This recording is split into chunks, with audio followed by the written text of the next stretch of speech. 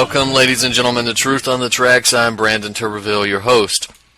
Tonight is July 25th, 2016. We've got a number of different topics to try and cover tonight. Some news, some not really breaking, but some recent news, recent developments. Of course, we want to talk about the situation in Syria. We also want to talk about a few other issues, one related to marijuana, some related to health, of course.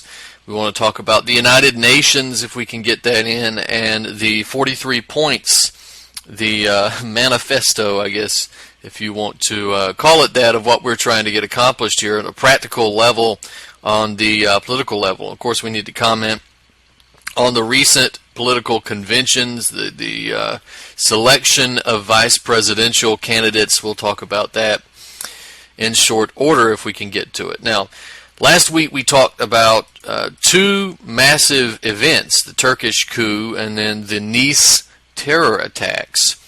Now we have yet another terror attack in Europe. We have the Munich shootings, and we'll talk about them. Now, for those of you who are just joining us for the first time, you can catch Truth on the Tracks here every Monday night at 9 p.m. Eastern Standard Time, ucy.tv. You can access the show's personal website at ucy.tv/TT. Follow my work, activistpost.com, naturalblaze.com, eraofwisdom.org, and of course my own website, brandonturbeville.com. You can go to that website. You'll find my Twitter feed, the links to my books, all of the articles, all of the YouTube videos, the archive versions of this show, all the relevant information is there, and I encourage you, highly encourage you to go there. There's even some free books. There's ways to support me if you'd like to shop with our Amazon account, which I also highly encourage you to do. All of that is available at brandonturbeville.com, and so please go check that out.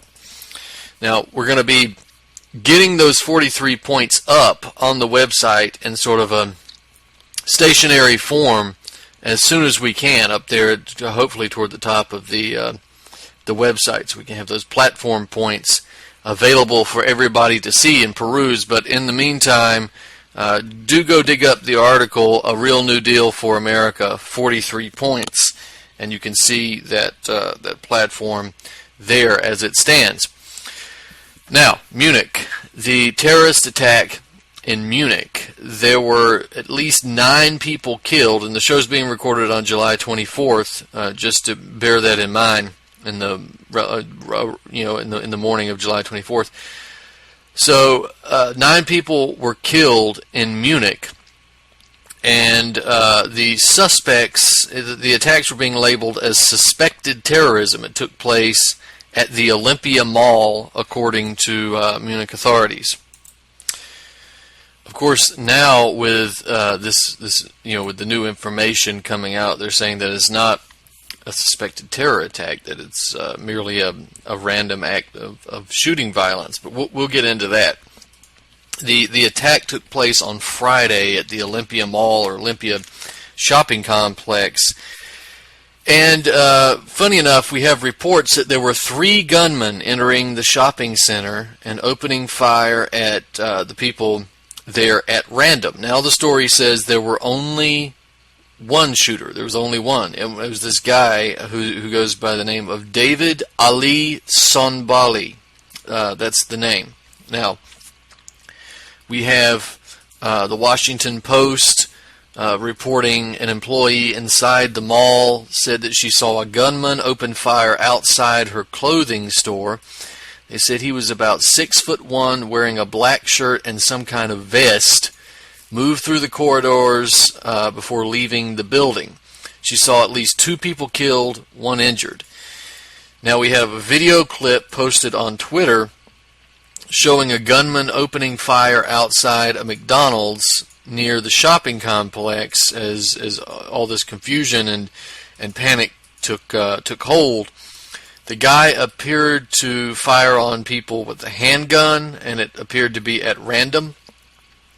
And so we have that as well. We have an announcement that was issued by the U.S. consulate in Munich, which reported shots fired at multiple locations in Munich, and it advised U.S. citizens to shelter in place pending police announcements that the situation was under control.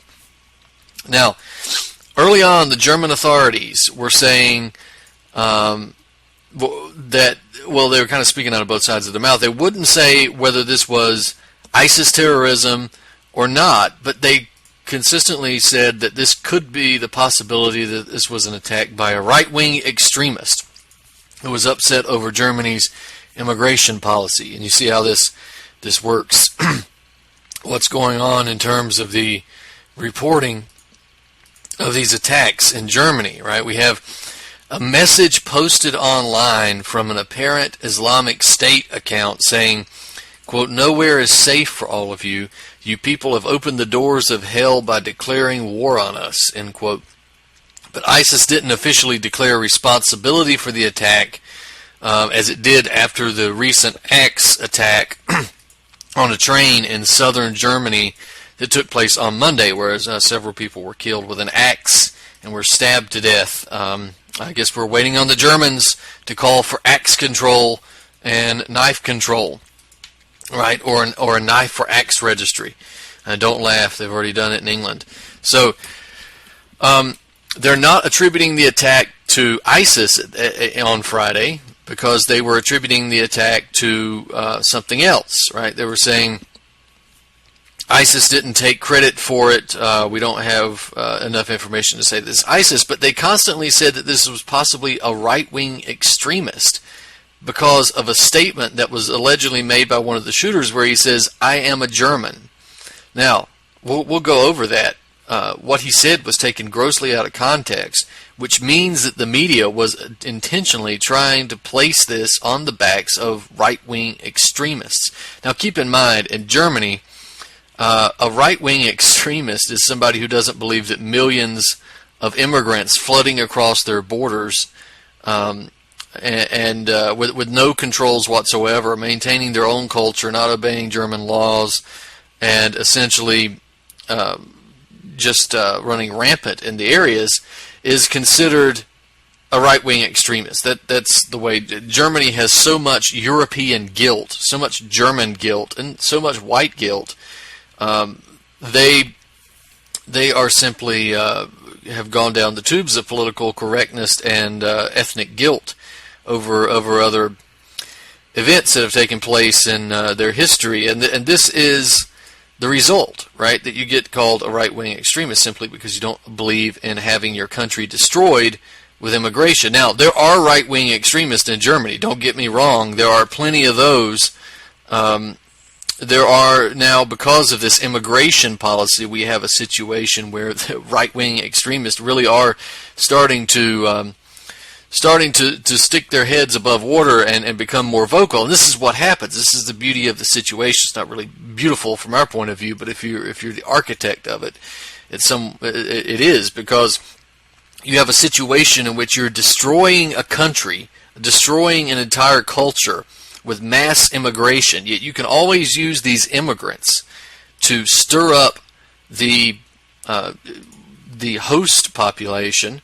You can always use the immigrants for cheap labor, for social unrest, and so forth. But it also radicalizes the domestic population, who will then have reactions to the immigrants coming in, bringing crime and bringing social tension and so forth. So all of this is very carefully orchestrated in terms of the immigration policies. And remember, Tony Blair and his cabinet admitted at some point their job was to completely destroy the culture of England forever with their immigration policies, and they've done it. They've done it there, and they're doing it in Germany. They have done it in Germany. So they were trying to frame this attack as being a right-wing extremist, because all the evidence that they have here is that he says, "I am a German." Well, let's look at the context of this. Now, just hearing the phrase "I'm a German" means that the shooter may well have been a native right-wing German, sure, or he may also have been a second-generation Muslim immigrant. He may have been a combination of the two. He may have been a crazy person. All right, at the point that this was being reported, we simply don't know. But there was a transcript that was released of a dialogue between the shooter and a man on a balcony who was quite defiant, just basically cursing this guy out as he was trying to commit a mass shooting. Sky News released a transcript, and first of all, there is the shooting taking place, and the man on the balcony is berating the shooter and telling him that he's crazy and so forth. Finally, he says, the guy on the balcony says to the people on the ground who were filming, he says, he's got a gun. Here, the guy has a gun. And then he mutters to himself, he goes, fucking foreigners. Okay, well, what does that mean? What does that say? All right, he says foreigners. Well, that means that he appeared to the man on the balcony to be a foreigner, not a native German. So not a blue-eyed, blonde-haired white guy, as what was trying to be promoted on the mainstream German press. The shooter says, "I'm a German." But that's what he says. I'm a German. I grew up here in the Hartz IV area. And Hartz IV, for people who don't know, is the unemployment benefits in Germany. Basically, he's living in an area that is largely sustained on unemployment benefits, so he's apparently poor. He's on unemployment benefits, but Hartz IV is this method that arbitrarily keeps or artificially keeps the numbers of unemployed Germans down, so it makes it look like Germany has a stronger economy than it does, like it has less unemployed people than it does, and it also forces people who are unemployed and collecting benefits to go out and work for private corporations for free in order to collect these benefits. So it's in a sense, it's a form of slavery, despite the fact that Germans pay exorbitant taxes for these benefits. So that's another issue. So there's video that was posted by RT. You can go take a look at. Other reporters and witnesses have said that the shooter screamed "Allahu Akbar" during the shootings. Okay, so if the attack was motivated by hatred of refugees and immigrants, it definitely seems like a strange method of expressing it by shooting other Germans, as opposed to a population of people as the target of hatred. Apparently, he expressed hatred at Turks as well. Screaming Allahu Akbar is a bit out of character for a right-winger in Germany anyway, but they also, that didn't matter because the mainstream made sure that the Germans knew that this was possibly a right-wing extremist, despite, well, let's face it, a track record of the opposite in Germany. So what would be the point in that? Well, the point in that is to create a terrorist situation and blame certain people that you want to do away with or want to stir up and radicalize, demonize, utilize, etc. And this is how you do it. It doesn't matter who created the terror attack as long as you get this little bit of information out right there at the beginning. And that's what happened with that. Now let's look at the shooter. All right, we have David Ali Sombali. He was 18 years old. He was 18. And notice also that the reports of multiple shooters is nowhere to be found anywhere else in the original reports.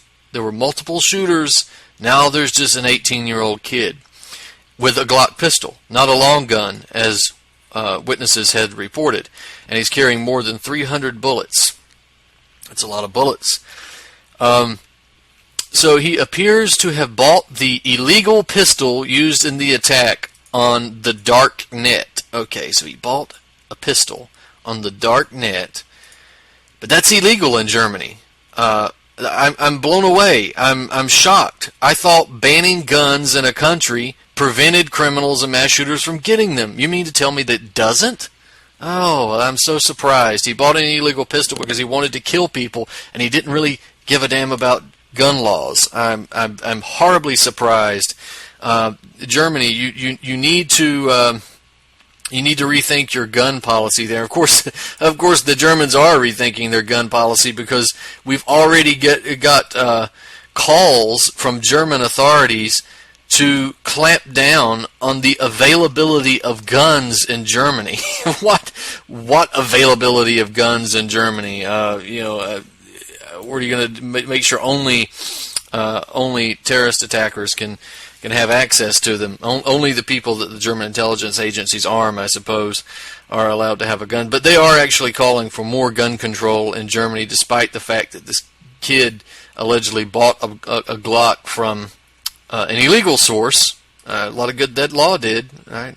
From an illegal source on the dark net. Now, 7 of the dead people were teenagers. There were 2 Turks, 2 Germans, a Hungarian, a Greek, and a Kosovan. Now, granted, Munich is a major airport city. It's a big city in Europe, so you're likely to have a lot of foreigners. But this is the immigration policy of the EU, right? 9 people dead and only 2 Germans amongst the crew. There were 35 people injured. Only 4 of them had bullet wounds. But so we have 9 people dead, 35 injured by this 18-year-old kid. And again, no more reports of 3 shooters. They're saying they weren't specifically targeted, and that seems to be true, that they weren't targeted.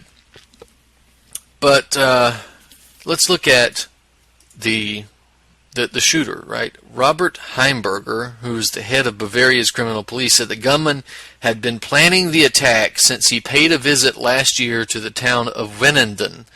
There was a previous school shooting there in 2009, and apparently he went there and he took photographs. He said that, and this is Heimberger saying that the Glock pistol, which had been reactivated, was bought on the dark net, which is an area accessible only with the use of special software. What does he mean by reactivated? Does that mean he bought a pistol and then converted it, where it was a decommissioned pistol, and he made it where it was able to be used again? I mean, that's quite a bit of knowledge for an 18-year-old kid who apparently doesn't have access to weapons except for this pistol. Wonder where he got that firearms training to do that, if that's the case.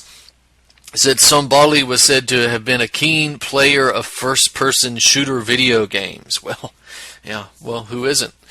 How many people in Germany and in the West are fans of first-person shooter video games? Now, it says the gunman's parents remain in shock, not able to be interviewed. The police had not found the manifesto of Norwegian mass killer Anders Behring Breivik when they searched the gunman's room in his parents' flat. Why the hell would you be looking for the manifesto of the Norwegian mass killer? You're looking for that specifically? That's like going to it's finding somebody who's been murdered and then finding the murder suspect and searching their home for Charles Manson's writings. What's the point in that? There's no point in that. That's useless information, but except that it has a purpose, which is to remind you that there could have been a right-wing extremist that did this. There wasn't, but there could have been. Remember Breivik? Remember Breivik? Remember Breivik? That's what they're trying to do here.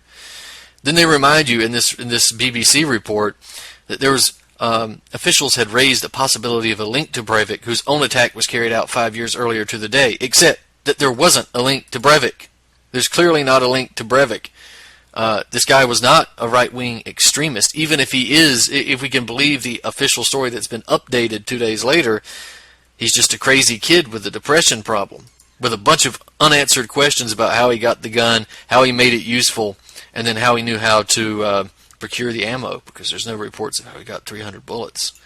Now, as to Sombali's state of mind, we have the Munich prosecutor's office saying at a news conference that the gunman had spent 2 months as an inpatient at a mental care facility in 2015 and was afterwards treated as an outpatient.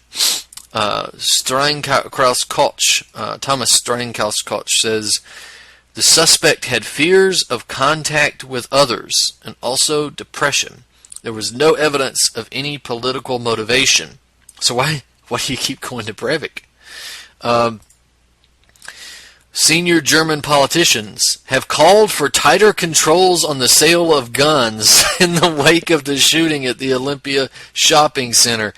There's a level of stupidity that we don't really even need to address right now. It would be pointless. So there's also some other interesting reports. He had a book with him. He had a book at the time of the shooting. In that backpack was a book called Amok im Kopf, Warum Schüler Töten, which is Amok in the Head, Why Students Kill, by Dr. Peter Langman, psychologist expert who's written about shootings in the United States. They said they found violent computer games at the teenager's home. Well, all right, well, you could raid 90% of teenagers in the West and you'd find violent video games.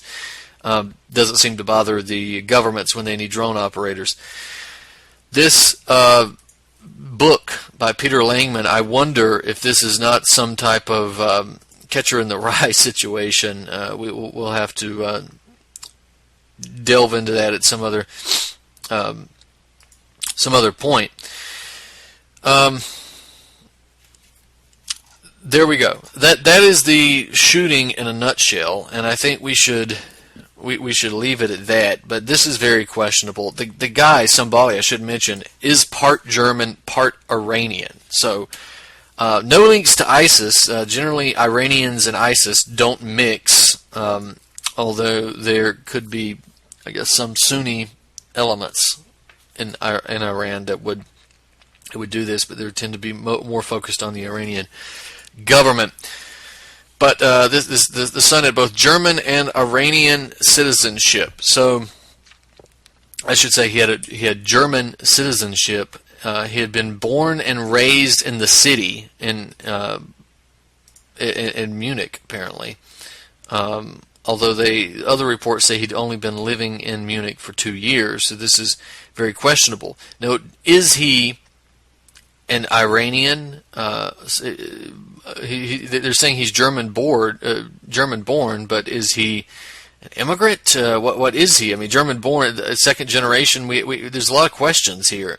2 reports, for instance, say that he's a German, and then the other says that he's German and Iranian in terms of citizenship, and another says something different.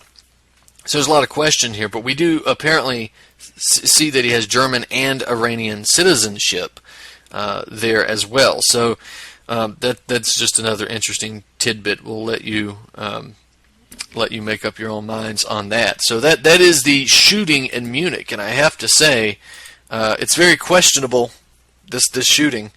I think it's probably, there's even more question about this shooting than there was about the Nice attacks with the truck. I think there's question about that as well. Reasonable questions. But I also think that there's probably even more questions about the Munich shootings, and I highly encourage people to look into those.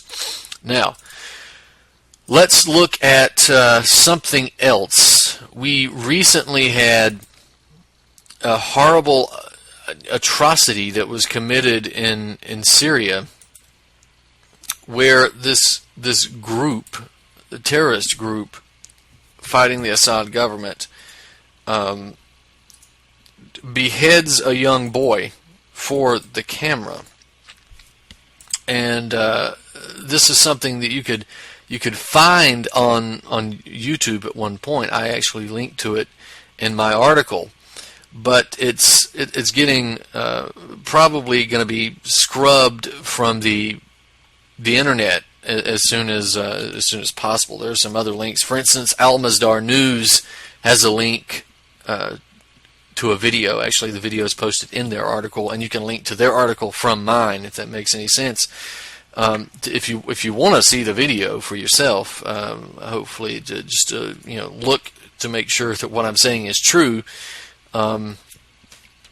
This group, Nur al-Din al-Zinki, right? This is an American-backed rebel group, and it shows them holding this child. They say under the age of 12, but to me, it looks like he's about 8 years old. He's in ragged clothes. He's sitting in the back of a pickup truck surrounded by these 5 bearded apes, these rabid monkeys with apparently fairly dull knives.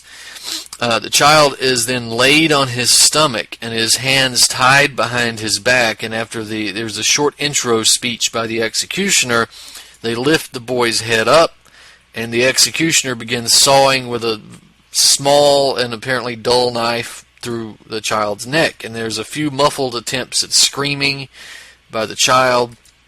You can basically hear the point at which the vocal cords are severed, so that is severed pretty early, so it prevents a lot of the screaming, but you can actually hear some of the windpipes being sliced open, and the executioner holds the child's head above his own and starts screaming Allahu Akbar in true ape fashion.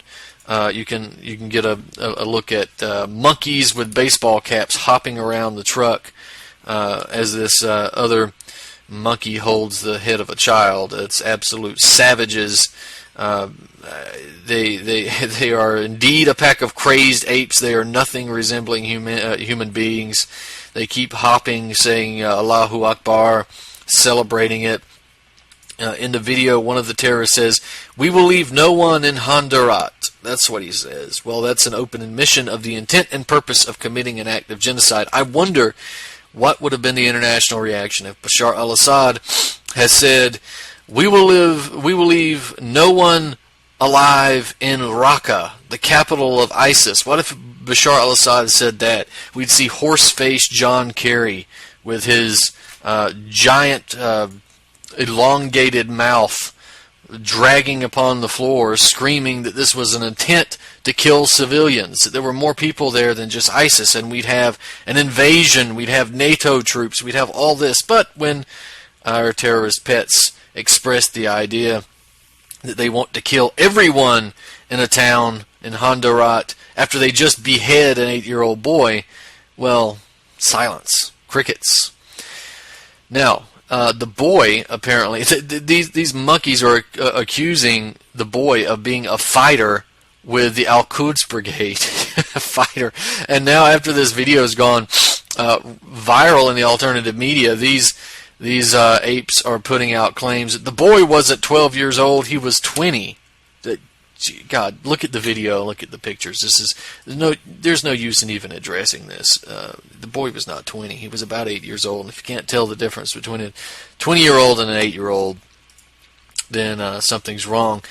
Al-Quds says that the boy lived in Al-Mashhad, in the Aleppo area, with his family, among other poor families that lived in the area under the control of bearded apes, and that you could take one glance at the child and the argument that he was a fighter with us is immediately disproved. That is true. And of course, they also said that the boy was ill, and I think what they meant was that he was injured, because you can see in the pictures that he's obviously got some type of injured leg going on there, and it seems to be in some type of a splint.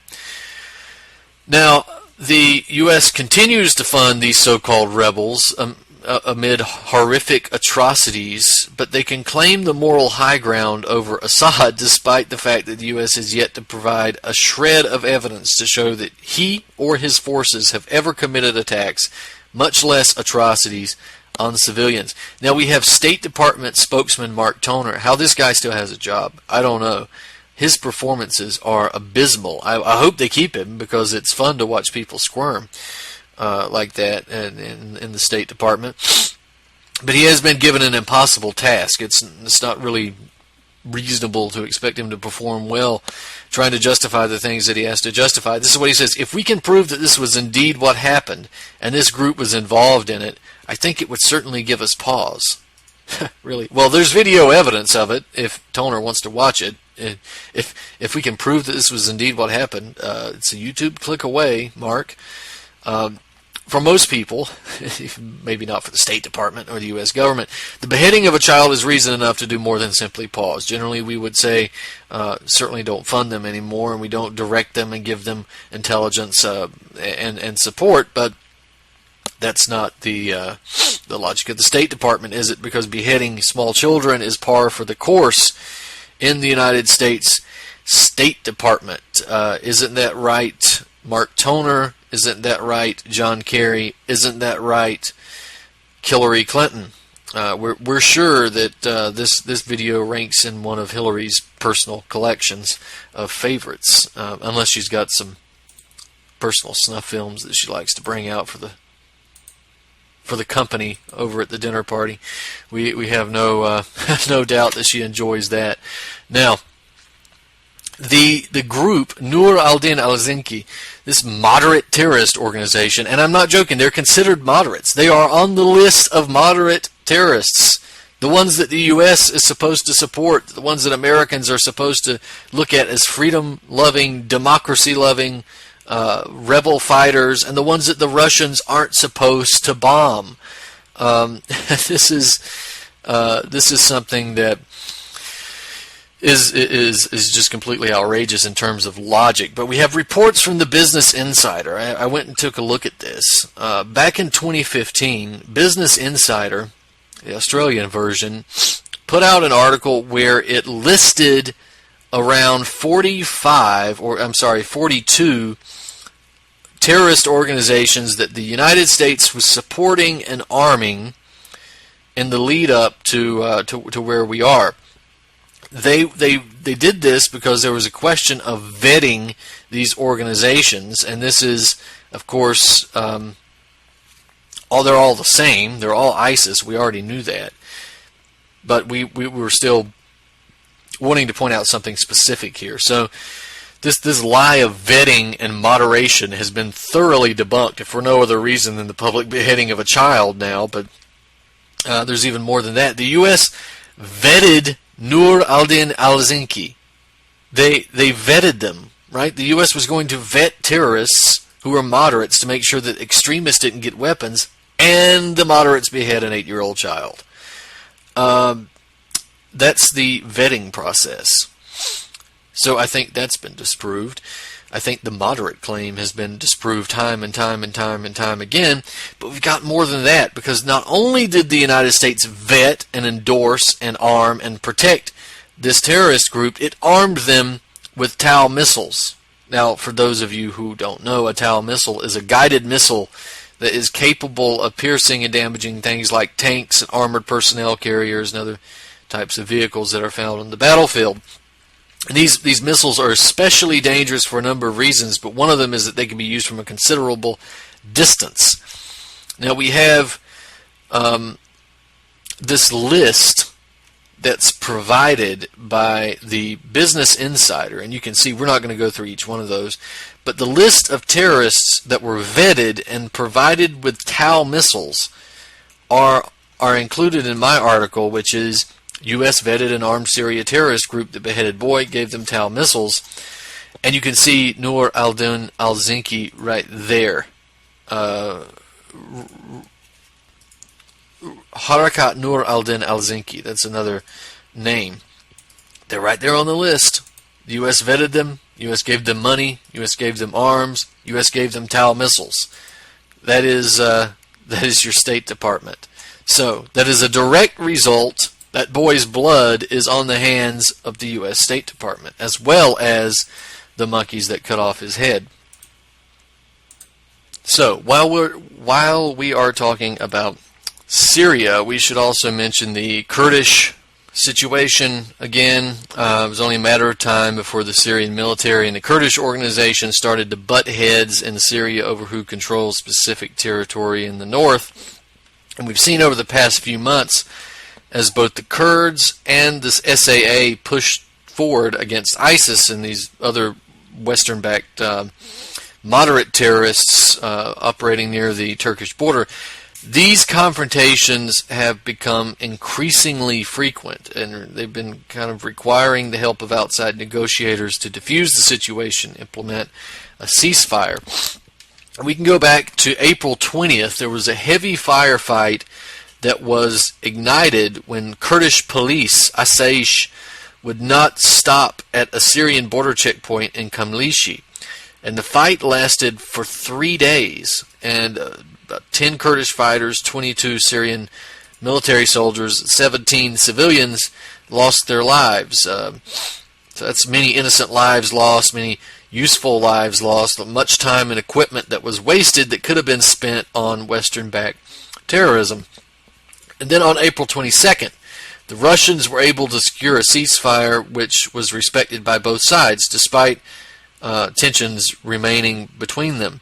And in Kamlishi, all joint Syrian-Kurdish roadblocks and checkpoints were dismantled. But there was a prisoner swap that was organized, taken advantage of almost immediately by both sides. At the end of the battle, YPG forces were in control of a formerly government-held prison on the outskirts of Kamlishi, and the National Defense Forces took control over several locations in Kamlishi's central districts. Government troops still maintain control over about 50 villages on the southern border of the city. That's despite being effectively surrounded by Kurdish fighters, and it's expected that the YPG will attempt to take the city eventually, since it's the capital of this so-called Rojava government, also known as Syrian Kurdistan. So an attempt would result naturally in a fierce battle. Then we had another instance that took place on July 3rd in Hasaka, in Hasaka city, when the city became engulfed with sporadic clashes between the Syrian military and the YPG. And like the result of the Kamlishi deal, they did have a ceasefire that was struck between the two sides, and then a prisoner exchange, and the SAA will hand over control of the Literature College and two other sites that was recently seized by their forces back to the YPG and the Asaish YPG police. So now, why were there clashes? These clashes between the Syrian government and the YPG, and I want to stress here, this is not the Kurdish people. When I say YPG, you should not translate that to mean Kurds in general. This is like saying that because you mention Israel, that you mean Jews everywhere, right? This is not representative. The YPG, for instance, is a radical communist organization, which is, I don't know what, it's a method of mind control, self-imposed mind control. It's a cult, which does, again, not represent the Kurdish people. It doesn't represent the same values. It doesn't represent the same social interactions. It's a radical communist organization that is much more akin to a cult. You should go watch the videos of these Kurdish fighters in their natural habitat, and you should see that they're self-imposing a brainwashing system upon themselves, which is quite odd. And it's radical culture. It's cultural Marxism, radical feminism in a way. It's very odd. We don't have the time to go through it here. So again, the YPG does not represent the Kurds as a whole. Some Kurds support them, some Kurds don't. Just bear in mind that they don't represent the Kurds as a whole.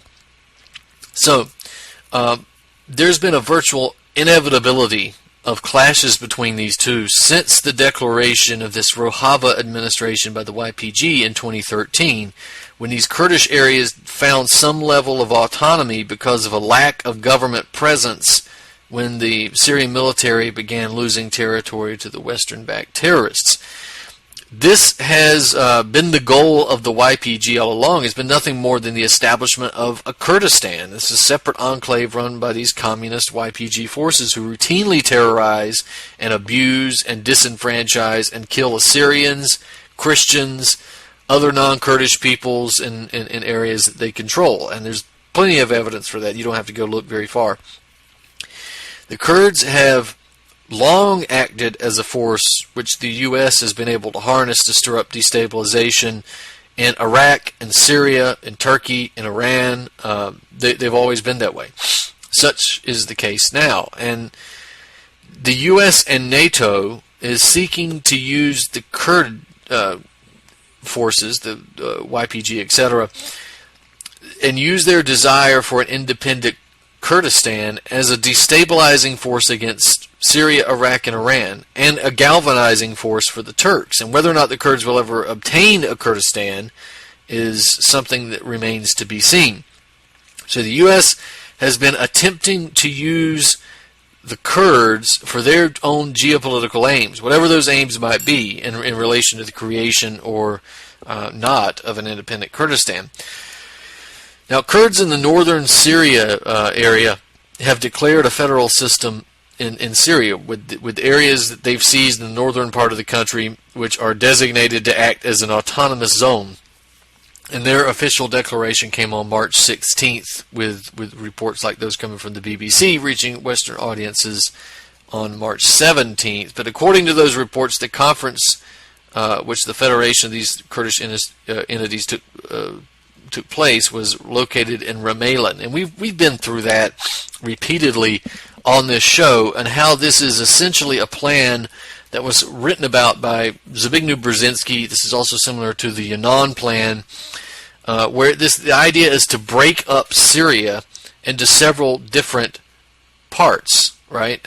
We've had Michael O'Hanlon writing about this, Robin Wright writing about it, the Syrian stands, where there's a Sunni stand, a Shiite stand, an Alawite stand, and a Kurdistan, and then, of course, possible terrorist stand located there. And we won't go into that, but I would encourage you to read my article, The Clashes Between Syrian Army, Kurds Pushes Brzezinski Plan Forward in Syria. It's a new article, July 11th, and it's been updated with new information. So please go look at that. And if you're not familiar with the Brzezinski plan, then BrandonTurbeville.com has a search button up at the top left-hand corner. You should go in and put in Zbigniew Brzezinski in the search term, and you'll get tons of information coming up about that. So please go use that as your starting point for research into the Brzezinski plan, the Brzezinski method, if you're not aware of that already. Most regular listeners here to this show are indeed going to be aware of it. Now, since we're talking again about terrorism, I'd like to bring to your attention the former Yemeni president. He did an interview with Lebanese television station Al Mayadeen in June 2016, and this is the former president Ali Abdullah Saleh, who was deposed by the Western-engineered Arab Spring color revolution in 2011. He spoke out against the Saudi funding of terrorist groups and against Western intervention in Yemen for their own geopolitical purposes. But he did something more. In addition to pointing out that the Saudis have supported and financed terror groups not only in Yemen but across the Arab world, Saleh stated that the United States and Israel also use Wahhabism and jihadist ideology to expand their own influence and destabilize their enemies. And this is something that we already knew. But he adds a few tidbits here and there that are worthy of note. He says that he claimed he was offered millions of dollars in bribes by the Saudis if he would simply ally himself with the enemies of the Houthis in Yemen. And that's a deal that he says he refused, and that he claims is the genesis of the Western GCC attacks against him. Now, he admitted that there were differences between his own party and that of the Houthis, but he stated the differences were not so great that stability and unity of Yemen would have been threatened. And we also have a variety of reports. I guess that's debatable, though. There's a variety of reports regarding internal Yemeni relations prior to Saleh's 2012 departure. And many experts familiar with the situation might disagree on the level at which Saleh and the Houthis differed. But regardless, after the appointment of Abu Rabu Mansour Hadi as the president by the GCC, he was put in place by the GCC, he wasn't elected, then Saleh has allied himself now with the Houthis and vice versa. It's just sort of an enemy of my enemy is my friend type situation. Now, the leader that the Saudis, with the backing of the United States and NATO, have rushed in to protect was, again, not democratically elected. Hadi was placed into power by a deal brokered by the GCC after the previous president was overthrown. Hadi was elected, but he was the only candidate running for office, meaning that for all intents and purposes, he was placed into power by the GCC. Saleh was forced to resign as a result of the Western-backed controlled Arab Spring color revolution 2011. Now, Hadi was complicit with the geopolitical goals of the United States and Saudi Arabia. He was involved in the support of Western-backed groups like Al-Qaeda and their activities inside Yemen.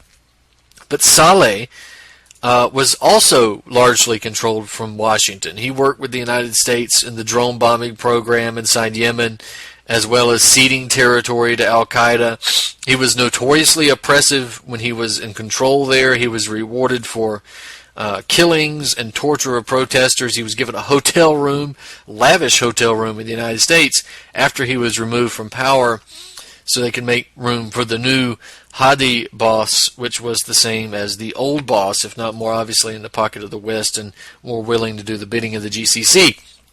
So the military action and stance taken by NATO and the U.S. and the West in regards to Yemen versus Syria and Ukraine is just another openly hypocritical position that they're taken by these powers so they can justify their own geopolitical goals. So that is the Yemen situation. We'll leave that there, and we'll probably pick that up in the coming weeks. Now, we want to mention the Turks, the Turkish coup, which we went over in detail last week.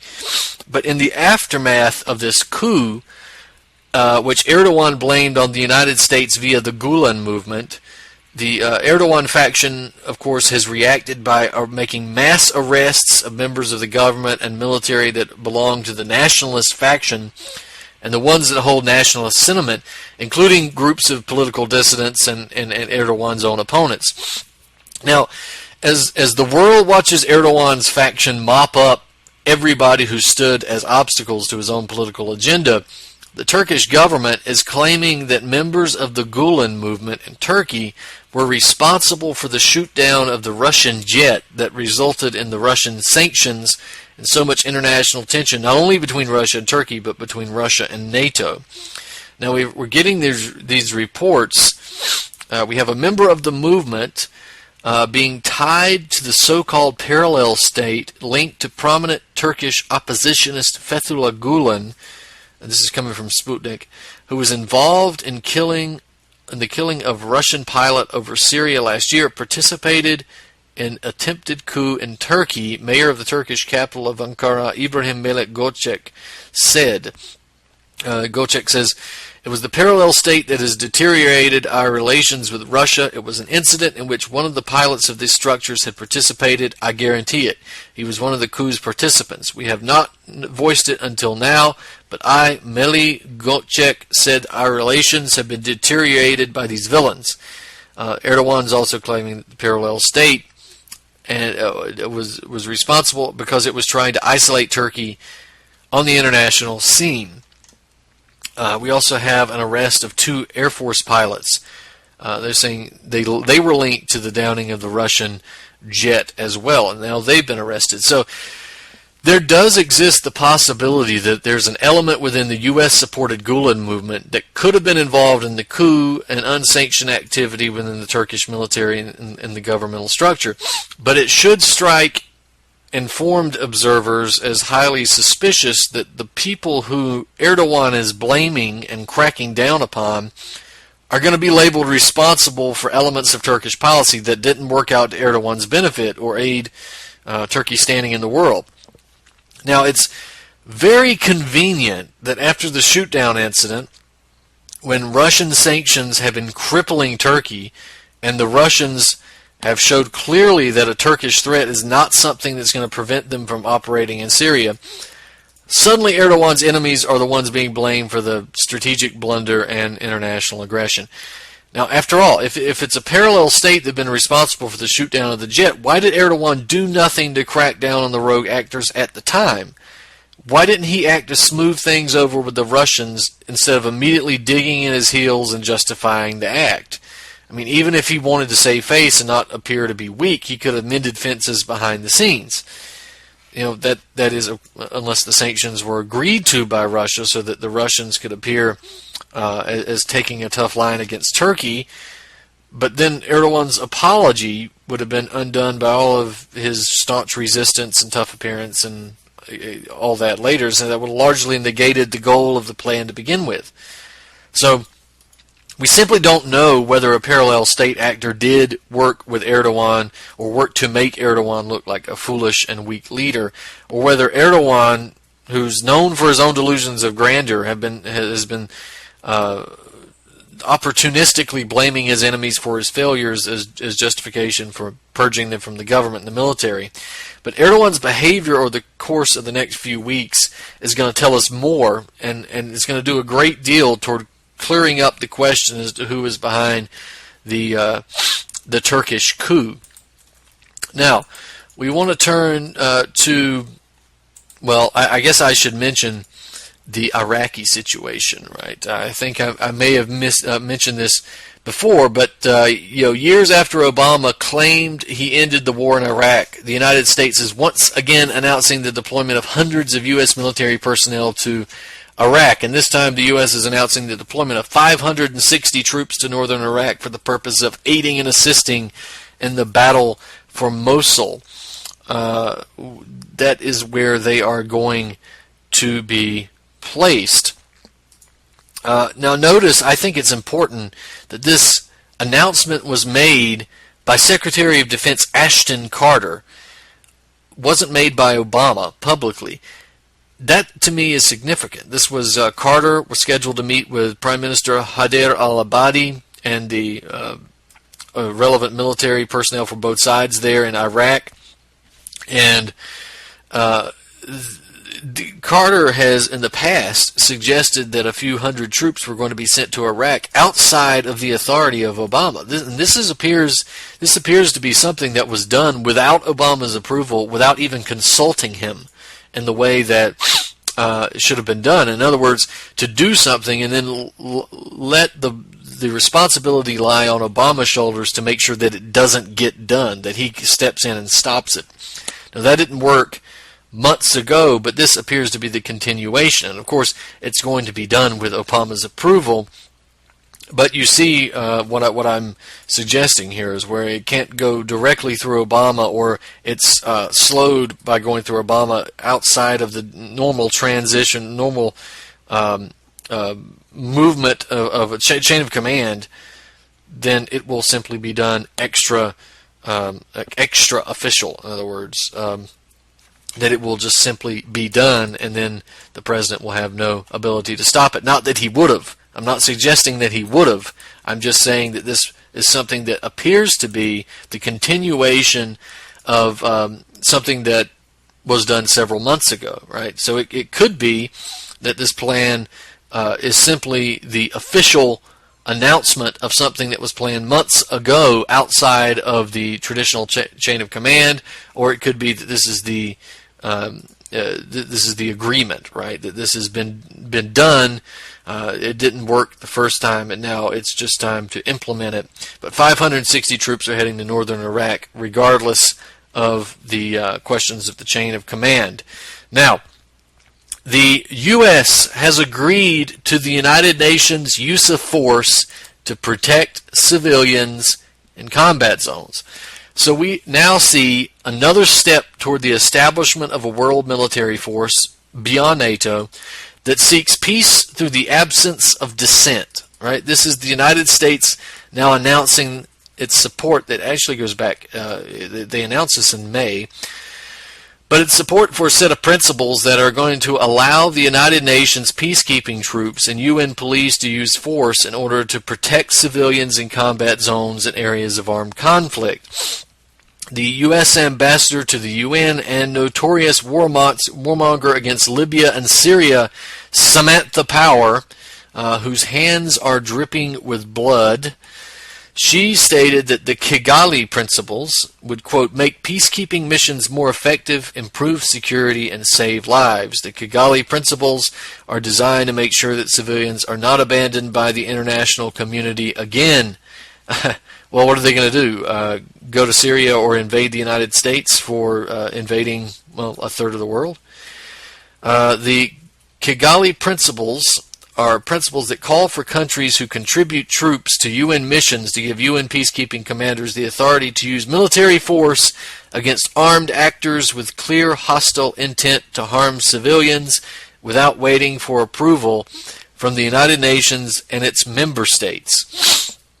And Power says If a commander has to wait hours and hours for guidance from capital, it may mean not being able to react in time to repel a fast-approaching attack on a nearby village, end quote. So the Kigali Initiative was introduced by the United States. Big surprise, right? Always first in line to announce new plans for imperialism, invasion, warfare, killing people. The United States. They were joined by the Netherlands and Rwanda, ironically, in 2015. But we have these reports that the UN peacekeeping forces from 29 countries signing on to the principles are now required to act if civilians are in danger.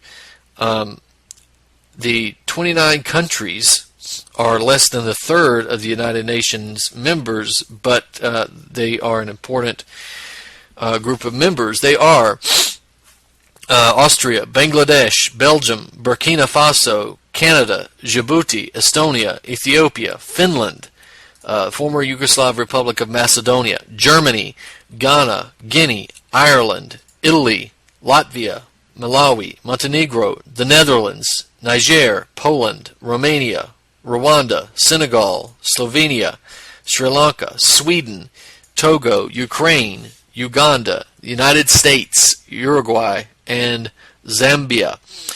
Notice that list did not contain Russia or China or Iran or Lebanon, as a number of other anti-NATO countries. So what you're seeing here is the possibility of the United Nations forces being used as a wider and seemingly more official and credible invading force other than NATO, especially in places like Syria, where despite all evidence to the contrary, the U.S., the GCC, and the West in general, and the United Nations continually harp about Assad's crimes against humanity and civilians, despite the fact that there's never been any evidence to show that he has committed those crimes against humanity or civilians, and ignoring the crimes of the Western-backed terrorists who've run rampant across the country, which is displaying a clear institutional bias against states like Syria who operate outside of the totally controlled arena of the Anglo-European, Anglo-American banking axis. So many civilians might be worried about the UN peacekeepers doing something else, not just committing acts of warfare, but their own despotic governments and warlords, after a trail of sexual abuse, of rapes, assaults, murders, all of that's been left in the UN's wake. If you don't believe me, go look up UN rape scandal or UN murder scandal, UN sexual abuse scandal, and then put in Haiti, Congo, Ivory Coast, Libya, Mali, Sudan, Central African Republic, where the UN peacekeepers are raping their way from one side of the country to the next. Little kids, too. There's some really disgusting individuals, and those are your blue helmets, your saviors coming to protect you and provide peace. By raping you, I guess they're going to rape the fight out of the civilians. This is what UN peacekeepers are good for. It's a totally useless institution, and they need to something needs to be done about that. Now, we're running out of time. I wanted to get to the free trade controversy with Canada. I wanted to talk about the American elections, but that is essentially a clown show. I would encourage you, if you are a Bernie supporter and you are disenfranchised by Hillary because they, virtually stole the election and your guy was a total wimp and wouldn't fight to win the election, but you still have some principles, don't vote for Hillary. There are options at the third party level, and you should go take advantage of them. So we'll talk more about that next week in strategy. We're still trying to catch up with some news. Next week we'll get into the strategy though, and some platform points and some more domestic issues, hopefully. So, ladies and gentlemen, stay with us. I'm Brandon Turbeville. This has been Truth on the Tracks. I'm Brandon Turbeville. We'll see you next week.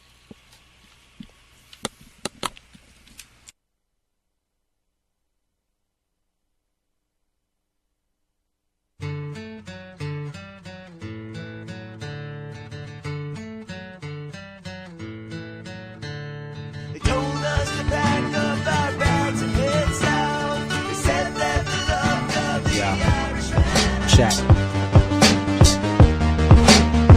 keep it alive. Through these lines I write, I keep it live. The Anti-Media Radio with your host Nick Burnaby here on UCY.tv. There's no hype from this hype. Hi folks, I'm Alan Wharton.